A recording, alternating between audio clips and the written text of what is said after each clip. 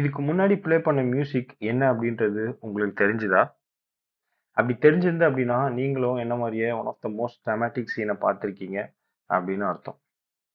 அது ஏன் அப்படின்னா, இந்த மியூசிக் அப்புறம் நடக்க போற விஷயம் தான். டெலிவிஷன் ஹிஸ்டரியிலேயே one of the most shocking scene அப்படின்னு இந்த சீன சொல்லலாம்.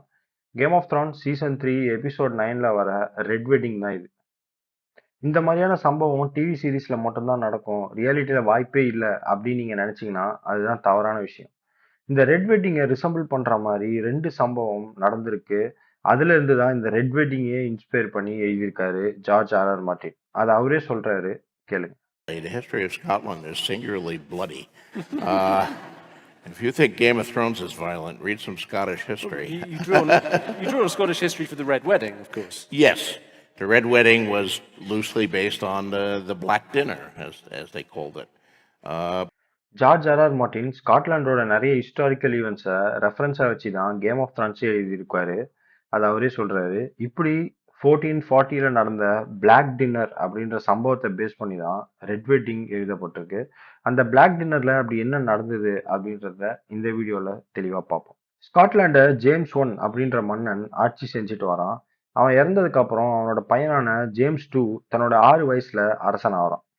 ஜேம்ஸ் டூக்கு கீழே 3 முக்கியமான தலைகள் அவனை வழி நடத்துறாங்க. அவங்க யார் யார் அப்படின்னா வில்லியம் கிறிஸ்டன் அப்படின்னு சொல்லப்படுறவன், அதுக்கப்புறம் அலெக்சாண்டர் லிவிங்ஸ்டன் அப்படின்றவன், அதுக்கப்புறம் ஜேம்ஸ் டாக்லஸ் அப்படின்றவன். இந்த 3 பேரும் ஸ்காட்லாண்ட இரும்பு கரம் கொண்டு காத்து வந்தாங்க. இதே காலகட்டத்துல கிளான் டாக்லஸ் அப்படின்றவங்களும் ஒரு பவர்ஃபுல் ஹவுஸா ஸ்காட்லாண்ட்ல வாழ்ந்திருக்காங்க. இந்த 3 பேருக்கும் இவங்க மேல ஒரு கண்ணு இருந்திருக்கு. இவங்களால ஏதாவது பிரச்சனை வந்துரும் அப்படின்னு நினைச்சாங்களோ என்னமோ தெரியல. இந்த டாக்லஸ் கிளானை பத்தி இல்லாத பொல்லாத சொல்லி ஜேம்ஸ் டூக்குள்ள இவங்கள பத்தின ஒரு தப்பான எண்ணத்தை இந்த 3 பேரும் விதைக்கிறாங்க. ஒரு நல்ல நாள்ல ஜேம்ஸ் டாக்லஸ தூது விட்டு டாக்லஸ் கிளான்ல முக்கியமான ஆளான வில்லியம் டாக்லஸ டின்னருக்கு கூப்பிட்டு வர்றாங்க. இவங்கள நம்பி வில்லியமும் அவனோட பிரதரும் ஹெடின்பர்க் கேசில்ல ஒரு ராயல் டின்னருக்கு வராங்க. ஆரம்பத்துல எல்லாமே நல்லா தான் போயிட்டு இருந்திருக்கு. எல்லாரும் சாப்பாடு, ஒயின்னு சந்தோஷமா இருந்தப்போ, திடீர்னு ஒரு கருப்பு காளையோடைய தலைய டைனிங் ரூமுக்கு எடுத்துட்டு வராங்க. இத பார்த்து எல்லாருமே அங்க அதிர்ச்சி ஆறாங்க. யாருமே எதிர்பார்க்காத நேரத்துல வில்லியம் டாக்லஸையும் அவனோட தம்பியையும் புடிச்சு தர தரன்னு கேசலுக்கு வெளியில இழுத்துட்டு வந்து போடுறாங்க. அவங்க 2 பேரையும் அடிச்சு அவங்க பண்ணாத குற்றத்துக்காக ஒத்துக்க சொல்றாங்க. வேற வழியே இல்லாம அவங்க கிங் ஜேம்ஸ் 2 கொல்றதுக்கு முயற்சி பண்ணதா ஒத்துக்கிறாங்க. இத வாக்குமூலமா வச்சு இதுதான் சரியான சந்தர்ப்பம் அப்படின்னு அங்கேயே அவங்க 2 பேர் தலையும் வெட்டி வீசுறாங்க. ஸோ இப்போ இந்த கதைய அப்படியே சீசன் 1 எபிசோட் 9 உடைய லாஸ்ட் சீனை கம்பேர் பண்ணுங்க. நெட் ஸ்டார்க்கும் இதே மாதிரி தான் அவர் செய்யாத ஒரு குற்றத்தை ஒத்துக்க சொல்லுவாங்க. அவரும் அதை ஒத்துப்பாரு. ஒத்துக்கிட்டதுக்கு அப்புறம் அவரை ட்ரைட்டர் அப்படின்னு முத்திரை குத்தி அவரோட தலையை வெட்டுவாங்க. ஸோ இந்த கதையில இருந்து கூட இந்த சீனை இன்ஸ்பயர் பண்ணியிருக்கலாம். இதே மாதிரி மசாக்கர் ஆஃப் கிளென்கோ அப்படின்ற சம்பவத்துல இருந்தும் ரெட் வெட்டிங் இன்ஸ்பயர் பண்ணப்பட்டது அப்படின்னு சொல்லப்படுது. இதே ஸ்காட்லாண்ட்ல 1690ஸ்ல மெக்டொனால்ட்ஸ் அப்படின்ற கிளான் கிளென்கோ அப்படின்ற பகுதியில வாழ்ந்து வந்திருக்காங்க. மெக்டொனால்ட்ஸ் கிளானுடைய தலைவனான மெக்லைனுக்கு ஒரு கடிதம் வருது. அது என்ன அப்படின்னா, ஸ்காட்லாண்ட ஆட்சி செஞ்சிட்டு இருக்க வில்லியம் 3 மெக்டொனால்ட்ஸ் தங்களுடைய தலைவனா ஏத்துக்கணும் அப்படின்னும் அவனுக்கு பக்கபலமா இருக்கணும் அப்படின்னும் அதுல எழுதியிருக்கு. மெக்லைன் பல ஆலோசனைக்கு அப்புறம் வில்லியம் 3 கிங்கா ஏத்துக்கிட்டு அவன் முன்னாடி மண்டியிட்டு உறுதிமொழி எடுத்துக்கிறான். ஆனா இது அவங்க கொடுத்த கால அவகாசத்தையும் தாண்டி சில நாட்களுக்கு அப்புறம் நடந்திருக்கு.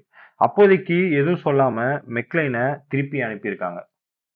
ஸ்காட்லாண்டோடைய செக்ரட்டரியா இருக்க ஜான் பால்ட்ரிம்பிள் அப்படின்றவனுக்கு மெக்டொனால்ட்ஸ் கிளானை பார்த்தாலே பிடிக்காது. அவங்க ஒரு காட்டுவாசி கும்பல் அப்படின்ற எண்ணம் அவன் மனசுல இருக்கு. அண்ட் இவங்களால எப்போ வேணாலும் பிரச்சனை வரலாம் அப்படின்னும் அவன் நினைச்சிருக்கான்.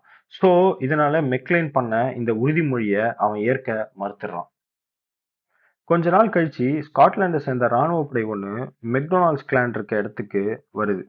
இப்படி ராணுவ படை வந்தா அவங்கள கூப்பிட்டு வரவேற்று எல்லா வசதியும் பண்ணி தர வழக்கம் அங்க இருந்திருக்கு. ஸோ மெக்டொனால்ட்ஸ் மக்களும் நடக்க போறது தெரியாம அந்த ராணுவ படையை வரவேற்று மாலை போட்டு அவங்களுக்கு தேவையான எல்லா வசதிகளையும் செஞ்சு தந்திருக்காங்க. இப்படியே 2 வாரம் கடந்து போகுது.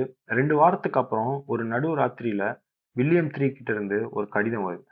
அதை வாங்கி படிச்ச இந்த ராணுவ படையோட தளபதியான ராபர்ட் கேம்பிள் என்ன செய்யறான் அப்படின்னா, மெக்டொனால்ட்ஸ் கேம்ப்ல இருக்க 70 பேரை ஈவு இறக்கமே இல்லாம சுட்டுக்கொல்ல உத்தரவிடுறான்.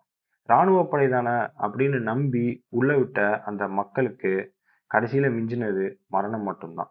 ஸோ இந்த 2 ஈவெண்ட்டையும் அப்படியே ஞாபகம் வச்சுட்டு அப்படியே ரெட் வெட்டிங்க்கு வாங்க. ரெட் வெட்டிங் எதுக்காக நடந்துச்சு அப்படின்றதையும் பார்ப்போம். தன்னுடைய அப்பாவான நெட் ஸ்டார்க்கை கொன்னதுக்கு பழி வாங்குறதுக்காக லானிஸ்டர்ஸ்க்கு எதிராக பெரிய படையை திரட்டிட்டு இருப்பான் ராப் ஸ்டார்க். இந்த பக்கம் ராப் ஸ்டார்க்கை தன்னுடைய பொண்ணுக்கு கல்யாணம் பண்ணி வச்சு ஸ்டார்க்ஸோட சம்மதம் வச்சுக்கணும் அப்படின்னு ஆசைப்படுவான் வால்டர் ஃப்ரே. ஆனா ராப் ஸ்டார்க் ஆல்ரெடி தலிசா அப்படின்ற ஒரு பொண்ணை லவ் பண்ணி அது மூலியமா அவங்களுக்கு ஒரு குழந்தையும் பிறக்கிறதுக்கு இருக்கும். வால்டர் ஃப்ரேவோட திட்டத்துல மண்ணு விழுந்துரும். இதனால கடுப்பான வால்டர் ஃப்ரே லானிஸ்டர்ஸ் அண்ட் போல்டன்ஸோட சேர்ந்து ஸ்டார்க் வம்சத்தையே மொத்தமா அழிச்சிடணும் அப்படின்னு முடிவு பண்ணியிருப்பான். ஹெட்மோர் டல்லிக்கும் ராஸ்லின் ஃப்ரேக்கும் நடக்கிற கல்யாணத்துக்கு ஸ்டார்க்ஸை விருந்தாளிகளா கூப்பிட்டு அங்க ஒரு பெரிய துரோகத்தை ஸ்டார்க்ஸ்க்கு பண்ணிடுவான் வால்டர் ஃப்ரே. எல்லாரும் சந்தோஷமா சாப்பிட்டுக்கிட்டு மது அருந்திக்கிட்டு இருக்க நேரத்துல யாருமே எதிர்பார்க்காதப்போ லானிஸ்டர்ஸோடைய த ரெயின் ஆஃப் காஸ்டமியர் சாங் அங்க வாசிக்கப்படும். அத அதிர்ச்சியா கேட்லின் ஸ்டார்க் திரும்பி பாப்பா. அப்பவே அவளுக்கு தெரிஞ்சிரும் அங்க என்ன நடக்க போகுது அப்படின்றது. ஓகே கைஸ், இந்த வீடியோ பிடிச்சிருந்து அப்படின்னா லைக் பண்ணுங்க, ஷேர் பண்ணுங்க, சேனலை சப்ஸ்கிரைப் பண்ணுங்க. இன்னொரு இன்ட்ரெஸ்டிங்கான வீடியோவில் உங்களை சந்திக்கிறேன். அது வரைக்கும் பாய் பாய்.